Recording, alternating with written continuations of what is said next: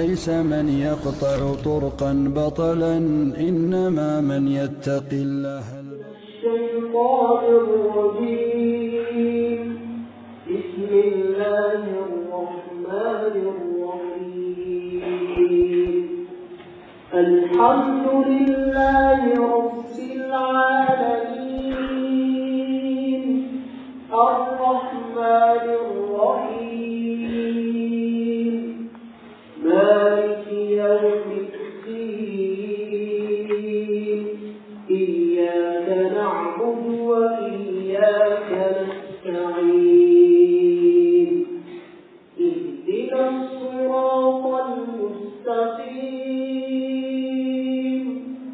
صراط الذين أنعمت عليهم غير المغضوب عليهم ولا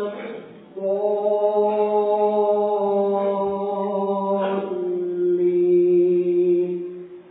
الحمد لله رب العالمين حمدا كثيرا طيبا مباركا فيه كما ينبغي لجلال وجهه وعظيم سلطانه، والصلاة والسلام على نبيه وخليله ومن اهتدى بهداه واتبع سنته إلى يوم الدين. أما بعد، السلام عليكم ورحمة الله وبركاته.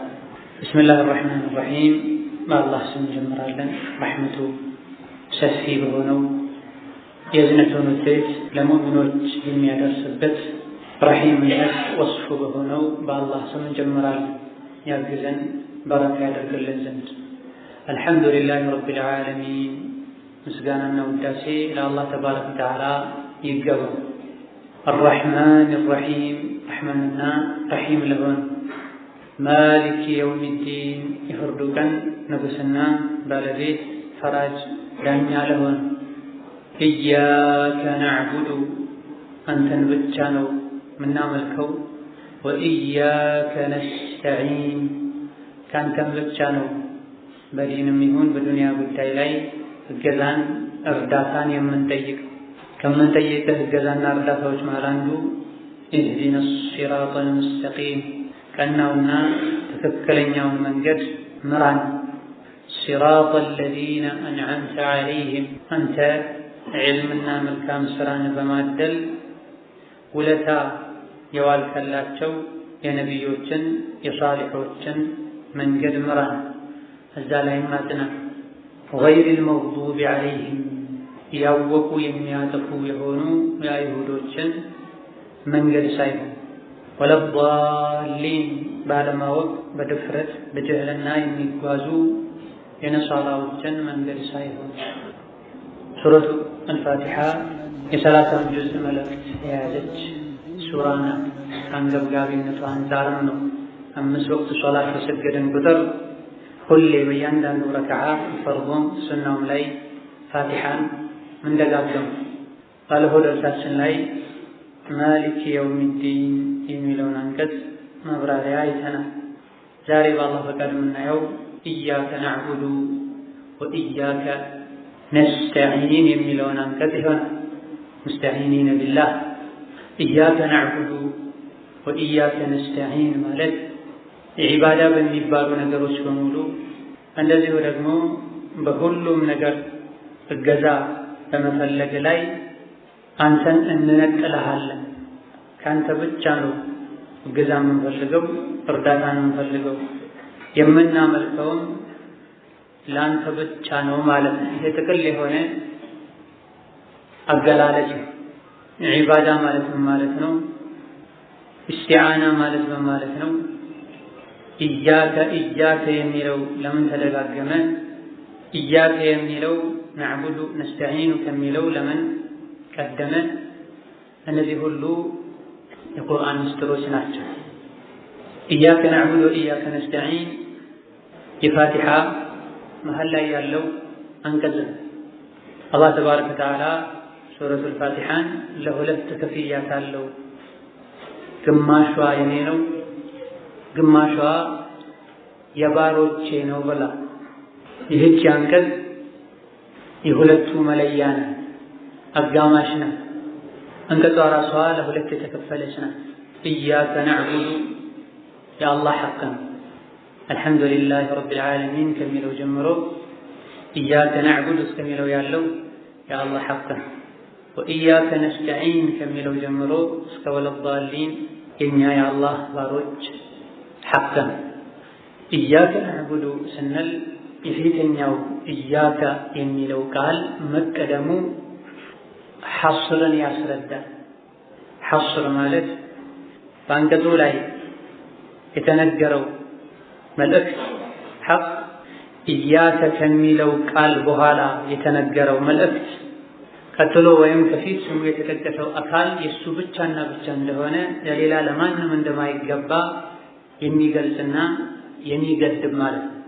ኢያከ ነዕቡድ ማለት አንተን ብቻ ነው የምናመልከው ማለት ነው። ኢያከ የሚለው መቅደሙ አምልኮ የአላህ ብቻ መሆኑን የሚያሳይ አገባብ ነው። ሁለቱም ቦታ ላይ ኢያከ የተባለው ለዚህ ነው። የምናመልከውም አላህን ብቻና ብቻ ነው። ምክንያቱም ኢያከ ተብሎ ተገድቧል። ለሌላ አስተላልፎ መስጠት አይቻልም። ወኢያከ ነስተዒን ተብሎ እስቲዓናም ላይ ኢያከ ድጋሚ የመጣበት ምክንያት እስቲዓናም የዒባዳ ትልቅ አካል ከመሆኑ አንፃር የፊተኛው ኢያከ እንኳ ይበቃል ተብሎ አልታለፈም። ኢያከ ነዕቡዱ ወነስተዒን ማለት ይቻል ነው። ነገር ግን የነሰቅን ዋው አምጥተው ነው ኢያከ ነዕቡዱ ወኢያከ ነስተዒን ያለው። የምናመልከው አላህን ብቻ እንደሆነ ሁሉ በዲንም ይሁን በዱንያ ጉዳይ ላይ እገዛን እርዳታን ምንጠይቀው ምንለምነው አላህን ተባረከ ወተዓላ ብቻና ብቻ ነው ማለት ነው። ኢዘን ኢያከ ነዕቡዱ ወኢያከ ነስተዒን በምንልበት ጊዜ አላህ ሆይ አንተን ብቻ ነው የምናመልከው፣ ሌላ ማንንም አናመልክም። አላህ ሆይ እገዛና እርዳታ የምንፈልገው ካንተ ብቻ ነው፣ ሌላ ከማንም እገዛም ይሁን እርዳታን አንፈልግም አንጠይቅም እያለን ይህ ቃል ኪዳን በሰገድን ቁጥር አንተን ብቻ ነው የማመልከው፣ ካንተ ብቻ ነው እገዛና እርዳታ የምፈልገው፣ ሌላ ማንንም አላመልክም፣ ሌላ ከማንም እገዛና እርዳታን አልጠይቅም እያልከን እውነት ነው ውሸት? አንተና ጌታቸው ናቸው የምታውቁት። በቃለ ሶላት በሰገድክ ቁጥር ኢያከ ነዕቡዱ ወኢያከ ነስተዒን እያለን በተጨባጭ ግን ይሄን ተግባራዊ እናደርጋለን አናደርግም አላህ ነው የሚያውቀው ተባረከ ወተዓላ። ለምንድን ነው መፍዑሉ ከፊዕል የቀደመው? ኢያከ የሚለው ነዕቡዱ ከሚለው ለምን ቀደመ? ነዕቡዱ ኢያከ ነስተዒኑ ኢያከ ለምን አልተባለም ያልክ እንደሆነ የተለያዩ ምላሾች ተሰጥተዋል። አንደኛው ዒባዳ ላይ አላህን ብቸኛ ማድረግ ከሽርክ መጥራት ተውሂድን መጠበቅ አንገብጋቢነቱን ለመግለጽ ነው። አረቦች ምን ጊዜም አንገብጋቢ የሆነውን ነገር ከፊት ያስቀምጡታል። በስም ደረጃም አላህ ዘንድ ተባረከ ወተዓላ በጣም አንገብጋቢው ሰዎችም ትኩረት ሊሰጡት የሚገባው ዒባዳ ማድረጉ ሳይሆን ዒባዳው ለእርሱ ብቻ መሆኑን ይበልጥ ትኩረት ሊሰጥ የሚገባው።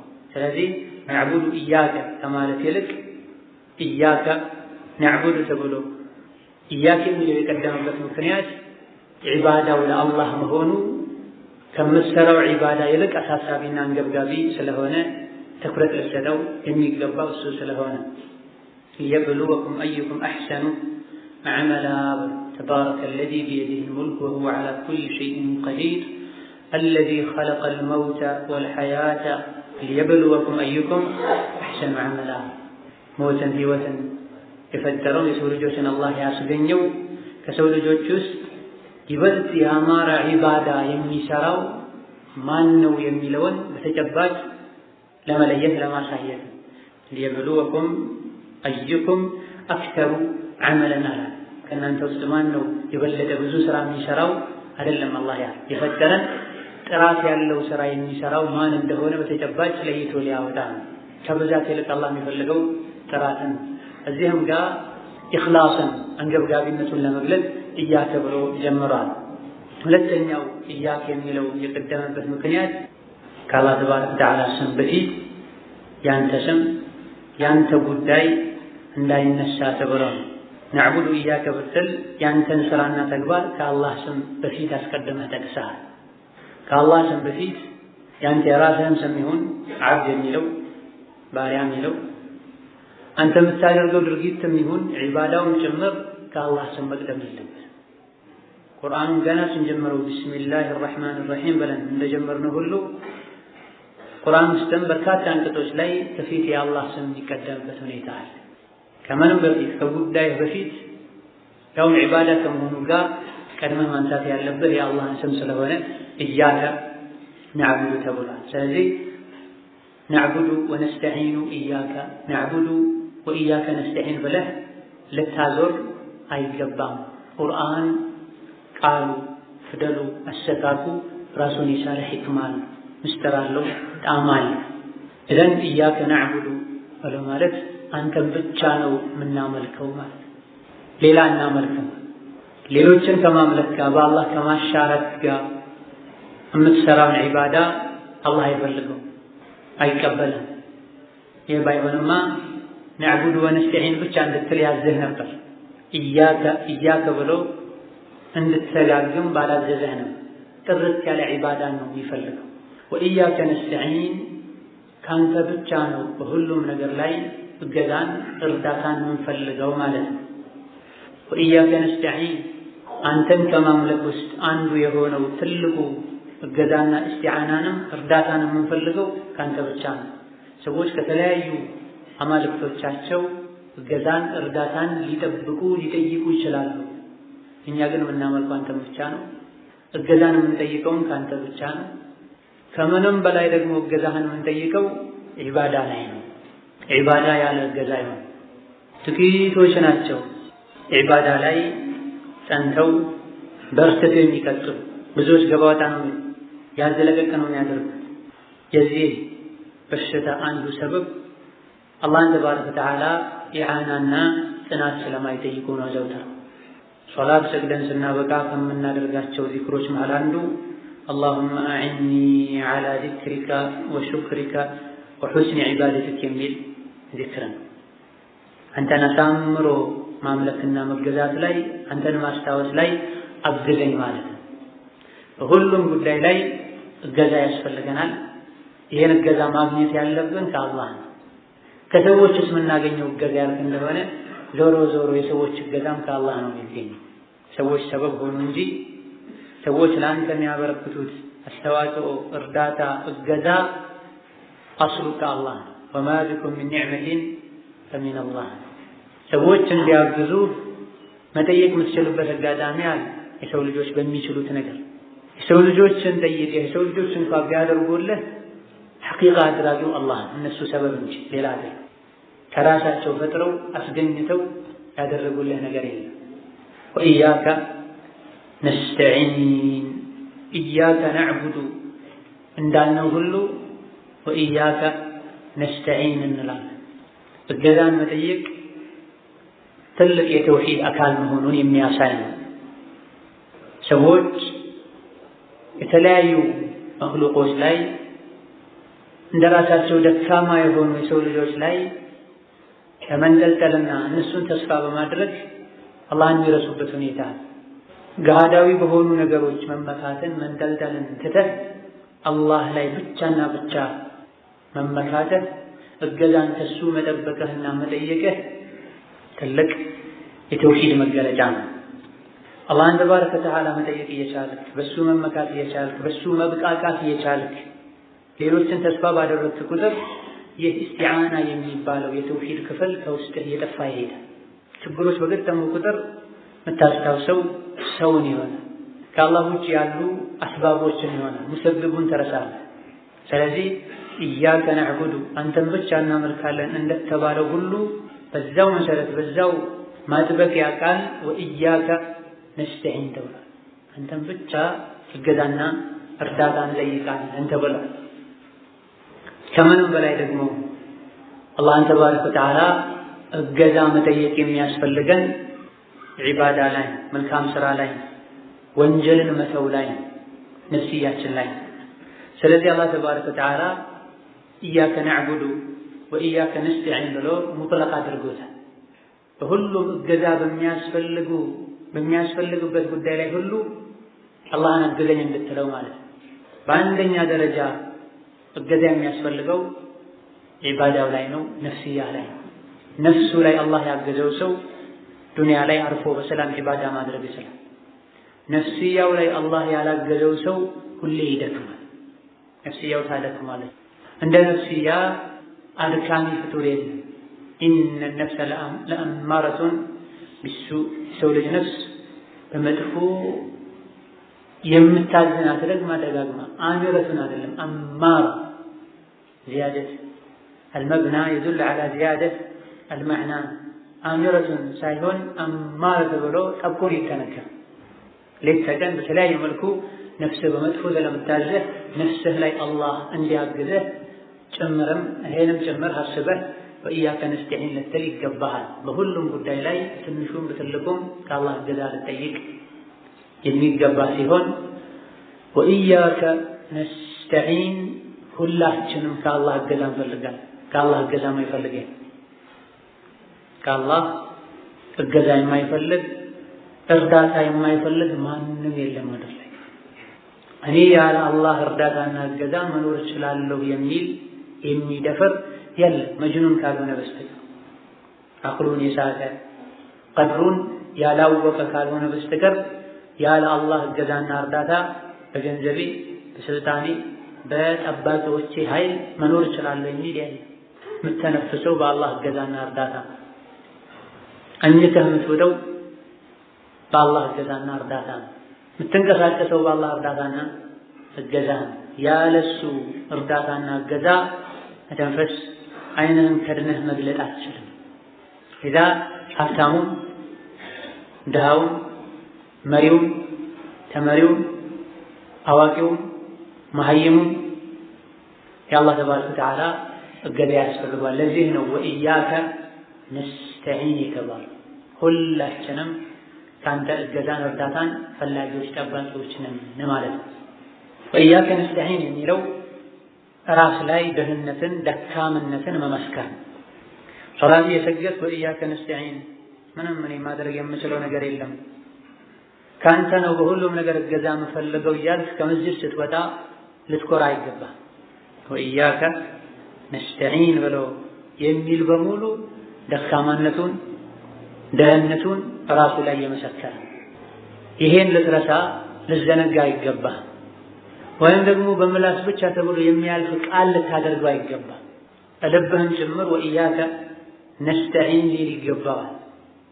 በጥቅሉ ኢያከ ነዕቡድ ወኢያከ ነስተዒን ትልቅ የዐቂዳ የተውሂድ ደሊል።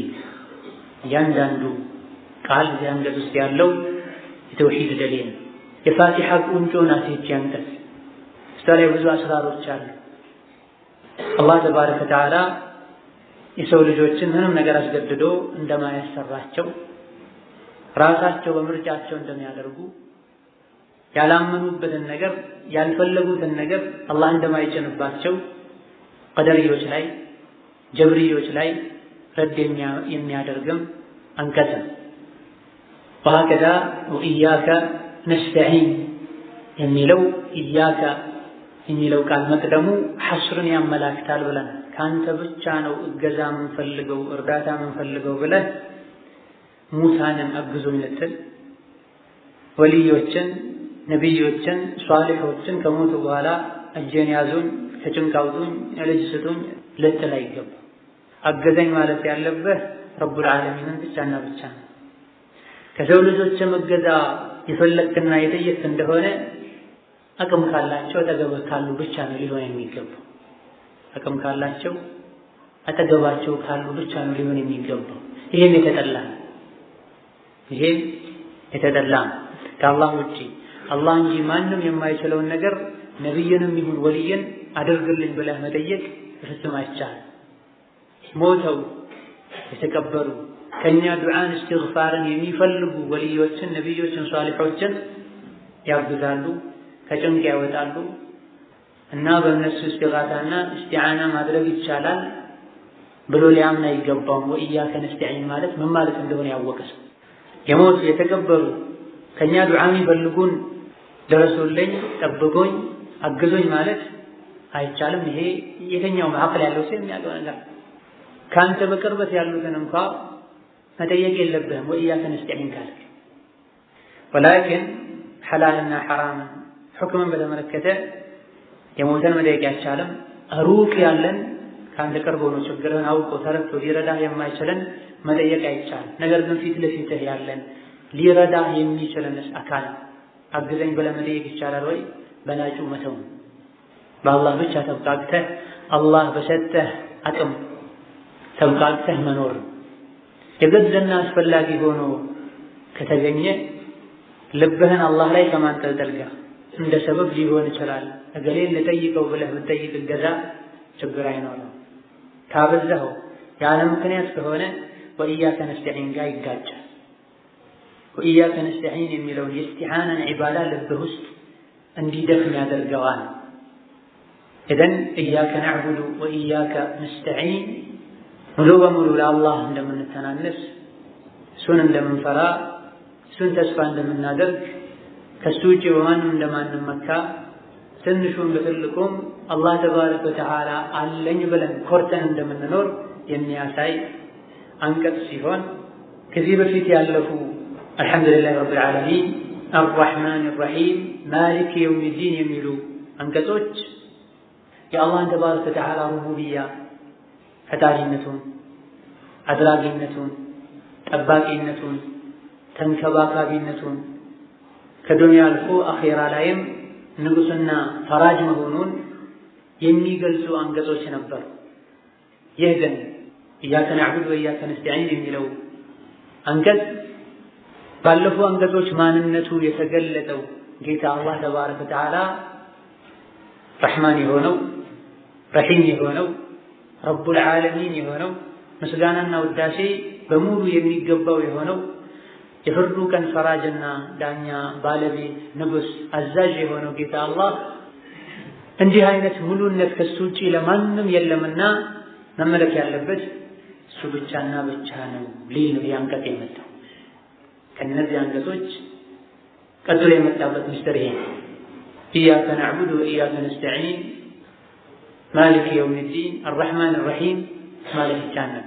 ወላኪን ይህ ሳይሆን የተመረደው የእሱን ቁድራ የእሱን ረሕመት ሰፊነት በዱንያ በአኼራ አዛኝ መሆኑን የቅያም ቀን ፈራጅ መሆኑን ከገለጠና ሙሉ መሆኑን ለባሮቹ ካስታወቀ በኋላ እንግዲያውስ ይህን ካወቃችሁና ከተረዳችሁ ዒባዳ የኔ ብቻና ብቻ ሐቅ ነው፣ እገዛ መደረግ ያለበትም ከኔ ብቻና ብቻ ነው የሚል መልእክት ነው ያለ።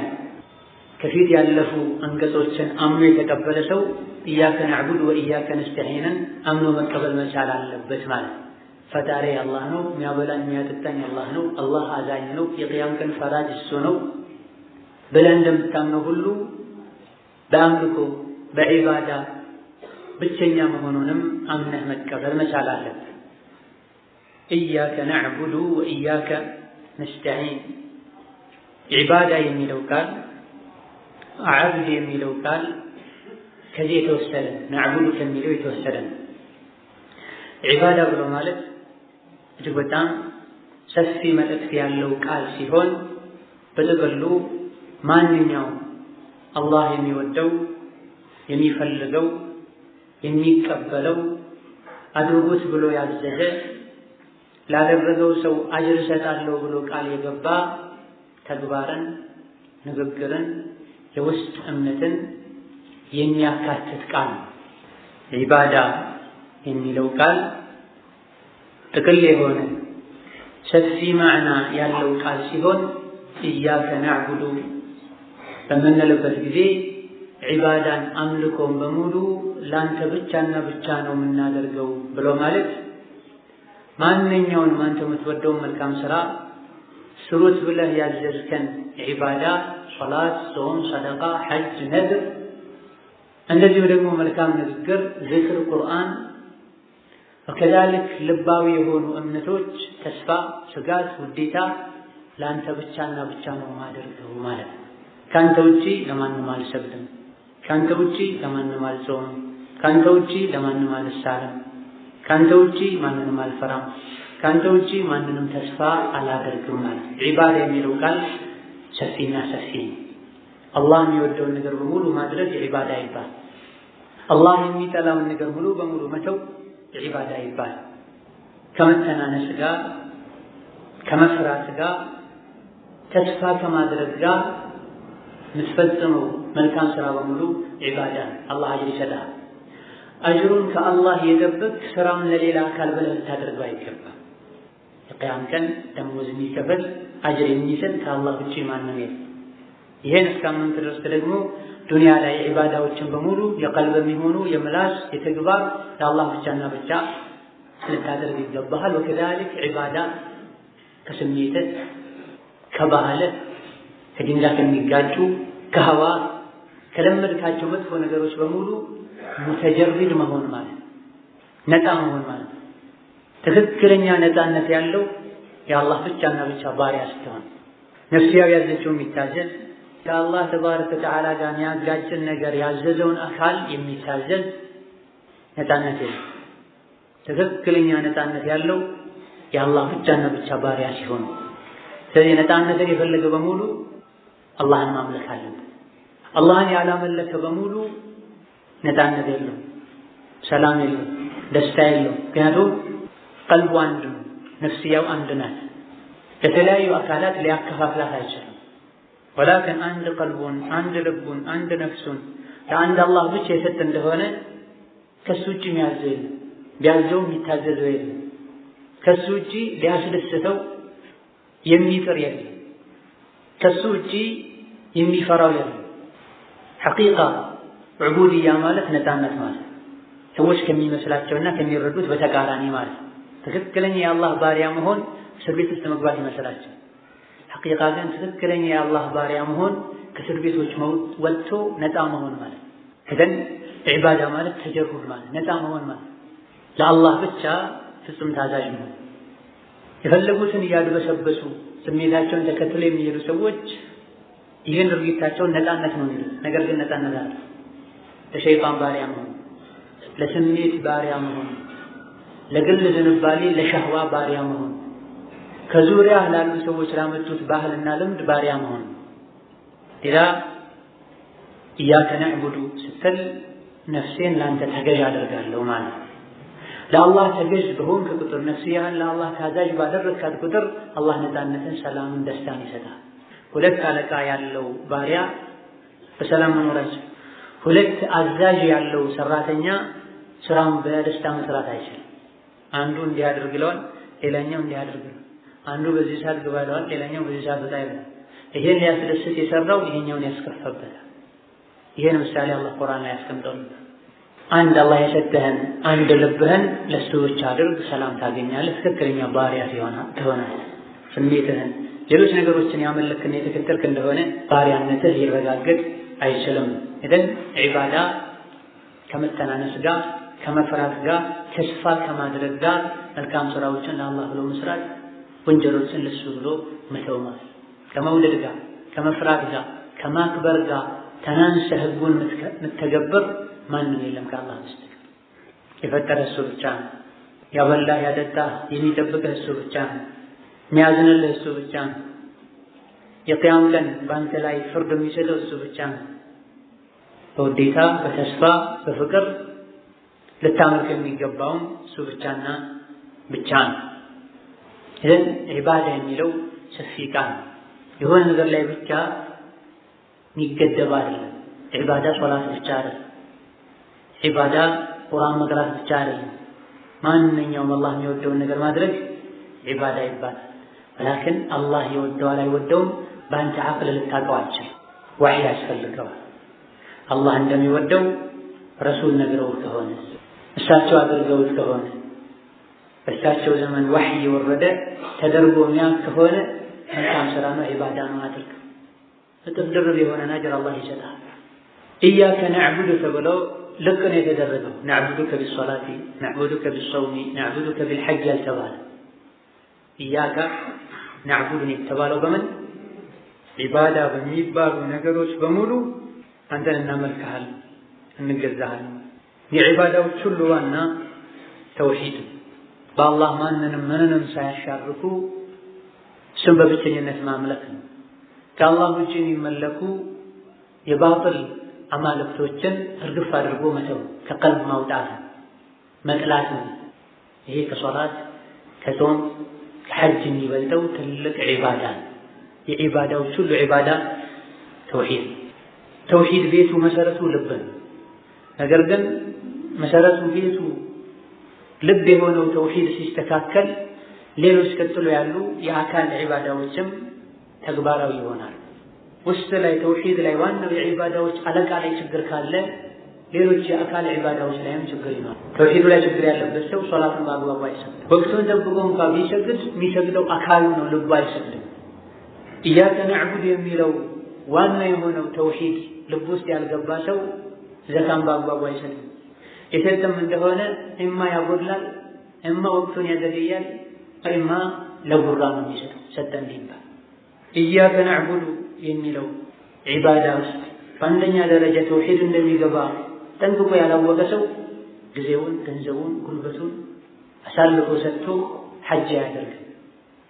ያደረገም እንደሆነ ከወጀበበት ከ10 ከ20 ዓመት በኋላ ነው የሚያደርገው። ሲያደርግም በአግባቡ በስርዓቱ ያደርግ። ያደረገም እንደሆነ ኢላ ማ ረሒመ ረቢ ለዝና ሐጅ መባሉን ፈልጎ ጓደኞቼ ሁሉ ሲያደርጉ እኔ ብቻ ቀረሁኝ ብሎ ነው ሊያደርግ የሚችል። አማ ኢያከ ነዕቡድ የሚለው ውስጥ በአንደኛ ደረጃ ተውሂድ እንደሚገባ ያወቀ ሰው አቅም እንዳገኝ ሐጅ ያደርጋል። ዘካ ሲሰጥም እንደዚህ መልካም ስራዎችን ለአላህ ብቻና ብቻ ብሎ የሚያደርግ ዕሙመን ዒባዳ የሚለውን አስፍተን ልንረዳው ይገባናል። ማንኛውም ረሱል የሰሩት ዓለይሂ ሰላቱ ወሰላም ስሩት ብለው ያዘዙ በዘመናቸው ሲሰራ አይተው ዝም ያሉት መልካም ስራ ዒባዳ ይባላል። ዒባዳ ውስጥ የማይገቡ ነገሮችን ደግሞ ዒባዳ ውስጥ ልናስገባ ይገባል። ሰዎች በነሻጣ አንዳንዴ ራሳቸው የፈጠሩትን ነገር በባህል የወረሱትን ነገር ዒባዳ ነው። ድርጊቱ ራሱ ዒባዳ ሊሆን ይችላል። አፈጻጸሙ ላይ አንተ ለውጥ ካደረግበት ዒባዳነቱ ይቀራል። ሶላት መስገድ ዒባዳ ነው። ያለ ወቅቱ ብትሰግድ ዒባዳ ይባል። ሶላት መስገድ ዒባዳ ነው። ቁጥሩን ብትጨምር ብትቀንስ ዒባዳ ይባል። ጾም መጾም ዒባዳ ነው። አላህና ረሱሉ ባልደነገጉት መልኩ ብትጾም ትክክለኛ ዒባዳ አይባልም። ኢዛ ኢያከ ነዕቡዱ ሶላት ስንሰግድ ያለማቋረጥ፣ ጾም ስንጾም ወንጀል ሳንሰራ ከሐሜት ተቆጥበን፣ ሰደቃ ስንሰጥ ተጉራና ሰዎች ላይ መመጻደቅ ሳይሆን ዝክርን ስናበዛ ሳንሰላች ሁሌ ሌሊት ተቀን ዒባዳን ስናደርግ ወንጀልን ስንተው አላህ ተባረከ ወተዓላ የወሰነውን ውሳኔ ለእኔ በጎ ነው ጥሩ ነው ብለን ስንቀበል ወከዛልክ አሻሚና አጠራጣሪ ነገሮችን ከአላህ ያጣሉኛል ብለን ስንተው ዝምድናን ስንቀጥል ኢላ ገይሪ ዛሊክ እነዚህ ሁሉ ኢያከ ነዕቡድ የሚለው ስለሚገቡ ልናውቅ ይገባል። ዝምድና የምንቀጥለው ዒባዳ ስለሆነ፣ ዝክር ምለው ዒባዳ ስለሆነ፣ ሶላት የምንሰግደው ዒባዳ ስለሆነ፣ ዒባዳን ደግሞ አላህ ተባረከ ወተዓላ ለእሱ ብቻ አድርግ ብሎኛልና ዝምድና የምንቀጥለው ሰው ዝምድና ይቀጥላል እንዲለኝ መሆን የለበት። ቁርአን የምንቀራው ሰው ይቀራል እንዲለኝ መሆን የለበት። ወሀከዛ እያንዳንዱ ዒባዳ አላህን ተባረከ ወተዓላ ብቸኛ እናደርገው ይገባል። አልሐምዱሊላህ ወሰላቱ ወሰላሙ ዐላ ረሱሊላህ ወበዕድ። ኢዘን ኢያከ ነዕቡዱ አንተን ብቻ ነው የምናመልከው በምንልበት ጊዜ አምልኮ ማለት ዒባዳ ማለት ምን ማለት እንደሆነ ልናውቅ ይገባናል። የዒባዳን ሰፊነትን ማወቅ አለብን። ዒባዳ ማለት ምን ማለት እንደሆነ ማወቅ አለብን። ዒባዳን በምናደርግበት ጊዜም ኢያከ ኢያከ ኢያከ የሚለውን ፊት ለፊታችን ማድረግ አለብን። ዒባዳ የሚያደርጉ ሰዎች ብዙ ናቸው። ኢያከ የሚለውን መሰረት ያደረገ ዒባዳ የሚያደርጉ ሙኽሊሶች ግን ጥቂት ናቸው። ሶላት የሚሰግዱ ብዙ ናቸው። ሰደቃ የሚያበሉ ብዙ ናቸው። ሐጅና ዑምራ የሚያደርጉ ብዙ ናቸው። የተለያዩ መልካም ስራዎች የሚሰሩ ብዙ ሰዎች አሉ። ላኪን ኢያከ የሚለውን ሸርጥ እየጠበቋል ሰው እንዲያይላቸው እንዲወረላቸው ብለው የሚሰሩ ሰዎች አሉ። እንዲህ አይነት ሰዎች የቂያም ቀን ስሜትህን ያመለከው እኔን ሳይሆን ያመለከው ሰዎችን ያመለከው ሂድ ከነሱ ምንዳህን ውሰድ ነው የሚባል። አፈረአይተ መን ኢተኸዘ ኢላሀሁ ሀዋሁ አምላኩን ስሜቱን ካደረገ ሰው የበለጠ ማን ጠማማ አለ ብሏል። የምታመልከው ስሜትህም ሊሆን አይገባም። ስለዚህ ኢያከ ነዕቡድ ሶላት የምንሰግደው የምንጾመው ሰደቃ የምንሰጠው ቁርአን የምንቀራው ዝምድና የምንቀጥለው ኢያከ ነዕቡድ የሚለው ውስጥ ይገባል። ከለም እንደጠቀስነው የዒባዳ ቁንጮና ዋና ተውሂድ። ለዚህ ነው አብዱላህ ብን አባስ ረዲየላሁ ዐንሁ አርዳ ቁርአን ውስጥ ኢዕቡዱላህ የሚል በሙሉ ወሒዱላህ ማለት ነው የሚል ቃዒዳ ያስቀምጡት።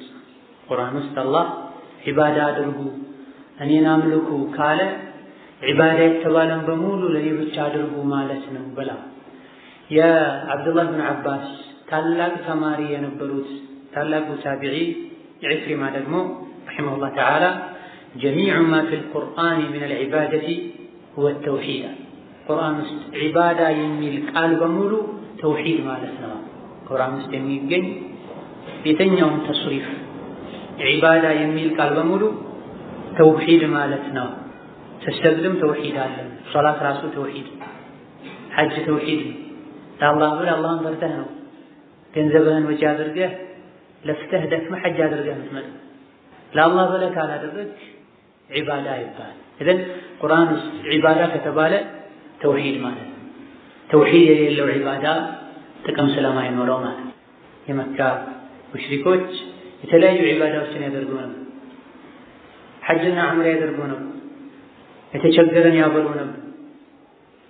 ለሐጅና ዑምራ ለመጡ ሰዎች ምግብ ይለግሱ ነበር። ሌሎችም ብዙ መልካም ስራዎች መልካም ስነ ምግባሮች ነበሯቸው።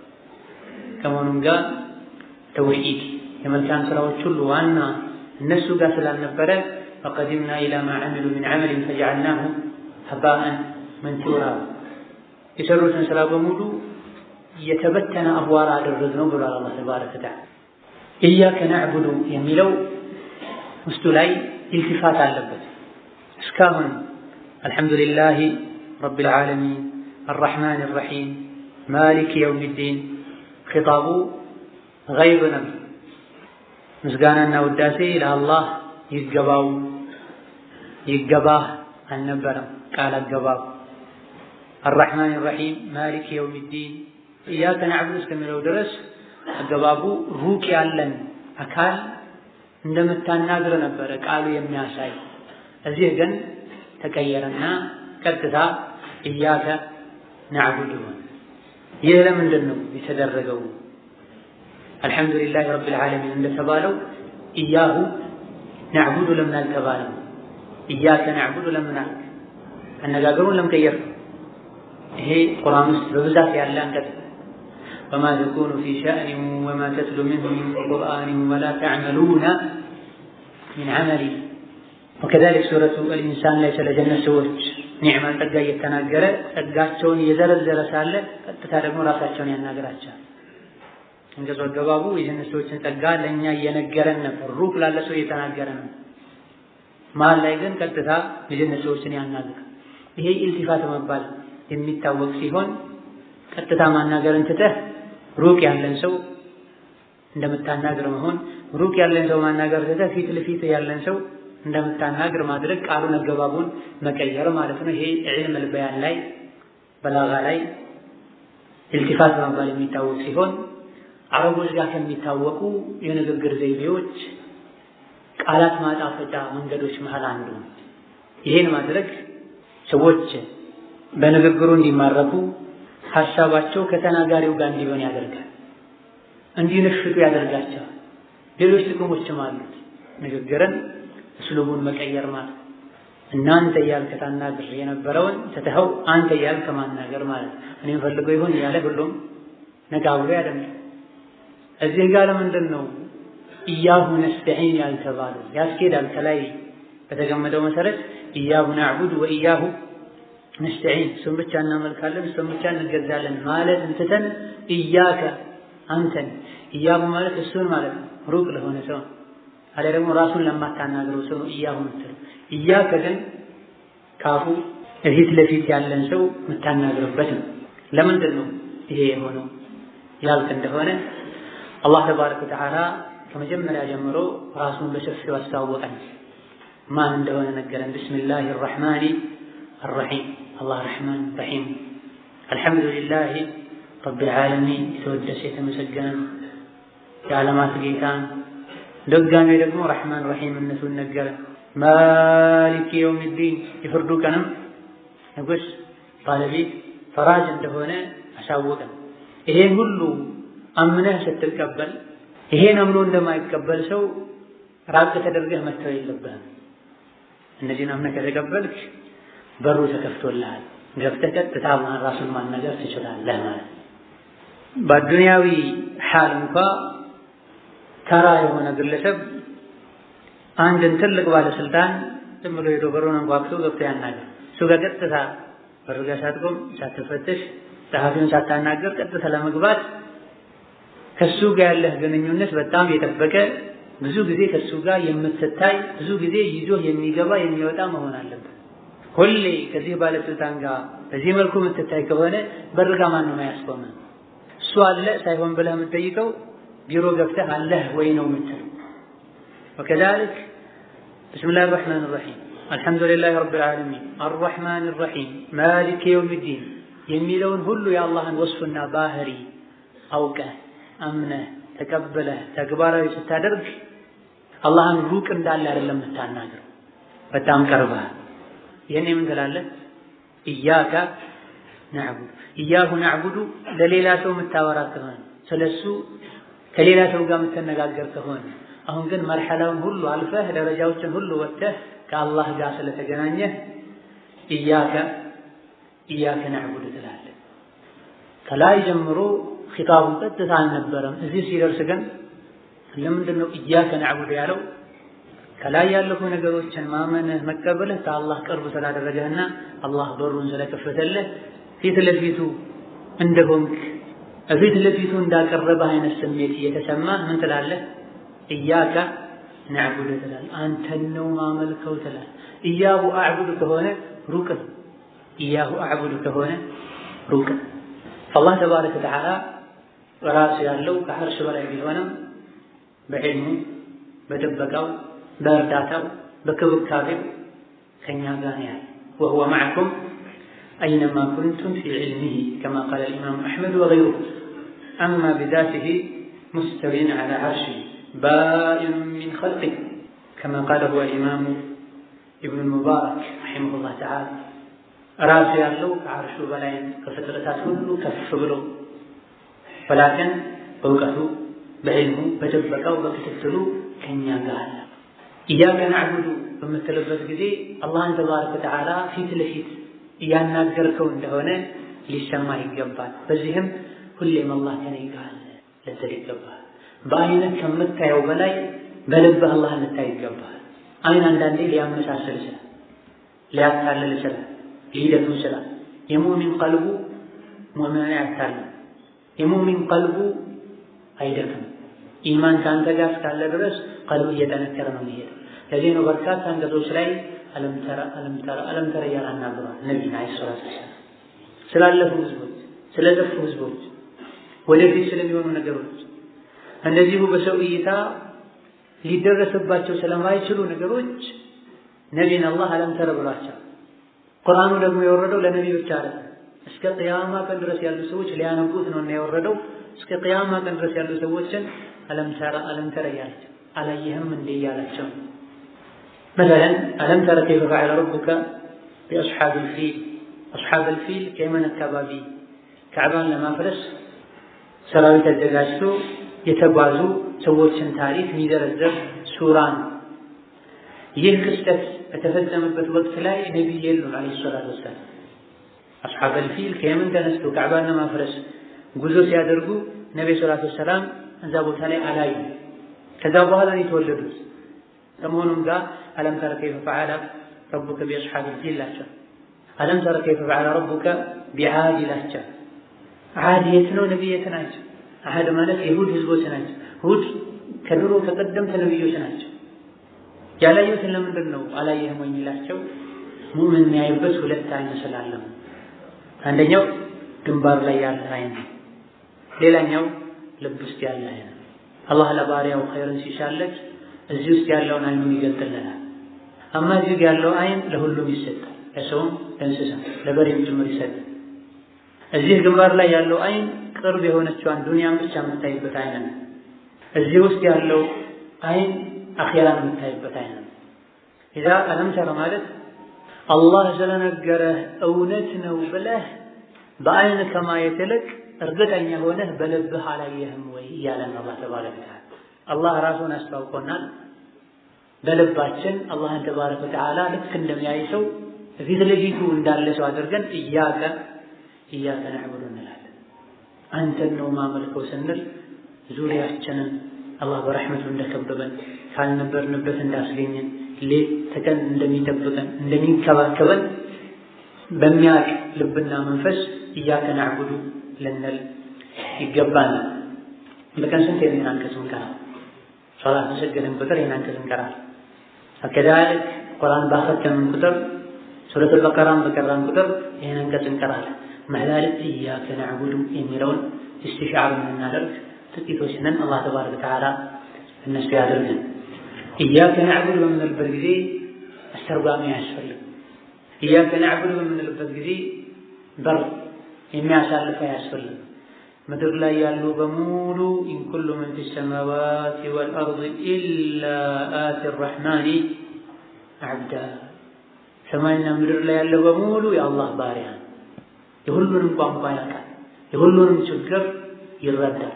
ተባረከ ወተዓላ ከአንተ የሚጠበቀው ያ ረብ ረሕመትህን አውርድልኝ እዘንልኝ ብለህ ሰበቡን ማድረስ ብቻና ብቻ ነው። ይሄን ካረክ ከደም ስራ የበለጠ አላህ ወደ አንተ ቀርቦ ይሰማሃል፣ ከሰማህ ያከብርሃል፣ ካከበርከው ይታዘዝሃል፣ ከታዘዝከው። هذا الله تعالى أعلم. فجاري بزينا وقال بالله التوفيق. السلام عليكم ورحمة الله وبركاته.